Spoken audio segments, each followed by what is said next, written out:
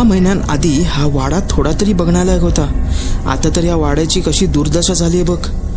त्यावर रोहन बोलला, भाई पुरानी हवेली है, देख रेख करने के लिए आदमी रखू क्या अब? आपण ज्या कामासाठी आलोय ते काम करून सटकू. पण तुला जर काही या सडियल प्रॉपर्टीमध्ये इंटरेस्ट असेल ना तर तू राहा इथेच. रोहनने गाडी प्रवेशद्वारासमोर थांबवली.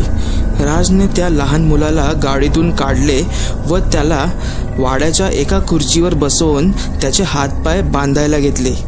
तेवढ्यात राजला अचानक वाड्याच्या वरच्या मजल्यावरून एका लहान मुलाच्या रडण्याचा आवाज ऐकू येऊ लागला.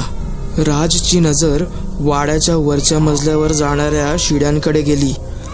त्याला दुरून एक अकराळ आकृती नजरेस पडली आणि पाहता पाहता ती आकृती अचानक नाहीशी झाली. राज घाबरतच रोहनला बोलू लागला, भाई वाड्यावर